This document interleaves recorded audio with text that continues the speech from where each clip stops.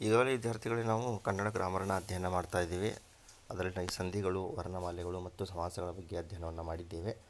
ಈಗ ತದ್ದಿತಾಂತಗಳ ಬಗ್ಗೆ ಅಧ್ಯಯನವನ್ನು ಮಾಡೋಣ.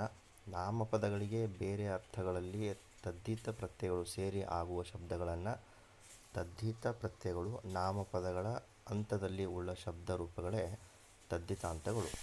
ತದ್ದಿತ ಅಂದರೆ ಪ್ರತ್ಯಯಗಳು ಗಾರ, ಕಾರ, ಕೋರ, ವಳ, ಗುಳಿ, ಅರ, ಆನೆಯ, ಅತ್ತಿ, ಇತ್ತಿ, ಈಗ ಇವೆಲ್ಲ ಉದಾಹರಣೆಗಳು.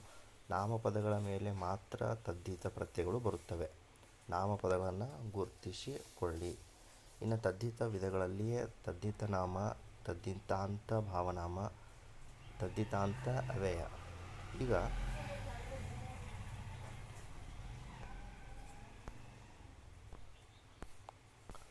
ಮೊದಲನೇದು ತದ್ದಿತಾಂತ ನಾಮ ಪದಗಳಿಗೆ ಈಗ, ಅಡಿಗ, ಕಾರ, ಕೋರ, ಗಾರ ಇವುಗಳನ್ನು ಉದಾಹರಣೆಗಳನ್ನು ಕೊಟ್ಟಿದ್ದಾರೆ.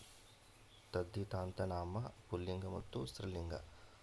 ಬಳೆಗಾರ, ಕೋಲುಕಾರ, ಕನ್ನಡಿಗ, ಸಿರಿವಂತ, ಒಕ್ಕಲಿಗ, ಮಾಲೆಗಾರ, ಬೇಟೆಗಾರ ಈ ರೀತಿ. ಇನ್ನು ಸ್ತ್ರೀಲಿಂಗದಲ್ಲಿ ಬಳೆತ್ತಗಾರಿ, ಕೋಲ್ತುಕಾರ್ತಿ, ಕನ್ನಡತಿ, ಸಿರಿವಂತೆ, ಒಕ್ಕಲಗಿತ್ತಿ, ಮಾಲೆಗಾರ್ತಿ ಇವಿಷ್ಟು ಉದಾಹರಣೆಗಳು. ಇನ್ನು ನೆಕ್ಸ್ಟ್ ಬರೋದು ತದ್ದಿತಾಂತ.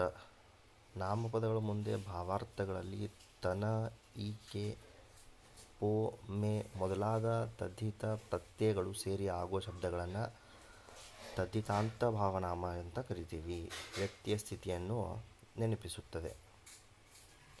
ಜಾಣತನ, ಚೆಲುವಿಕೆ, ಕಪ್ಪು ಇಲ್ಲಿ ವ್ಯಕ್ತಿಯ ಸ್ಥಿತಿಯನ್ನು ನೆನಪಿಸುತ್ತದೆ. ಸಿರಿತನ, ಜಾಣ್ಮೆ, ಹಿರಿಮೆ, ದೊಡ್ಡತನ, ಬಡತನ, ಹೊಸತನ, ಪೇರ್ಮೆ. ಇನ್ನು ಕೊನೆಗೆ ಬರುವುದು ತದ್ದಿತಾಂತ ಅವ್ಯಯ.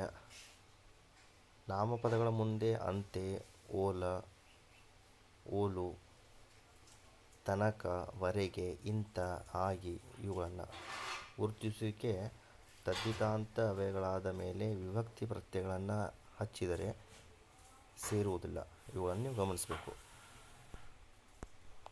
ತದ್ದಿತಾಂತ ಅವ್ಯಯ ಚಂದ್ರನಂತೆ, ಚಂದ್ರನ ಓಲು, ನನ್ನ ಓಲು, ಅವನಂತೆ ಇವೆಲ್ಲ ಉದಾಹರಣೆಗಳು ತದ್ದಿತಾಂತ ಅವ್ಯಯಗಳಿಗೆ ಉದಾಹರಣೆಗಳು. ಇದಿಷ್ಟು ವಿದ್ಯಾರ್ಥಿಗಳೇ ಈ ಒಂದು ವಿಡಿಯೋದಲ್ಲಿ ನಾವು ತದ್ದಿತಾಂತ ಅವ್ಯಯಗಳ ಬಗ್ಗೆ ಅಧ್ಯಯನವನ್ನು ಮಾಡಿದ್ದೇವೆ.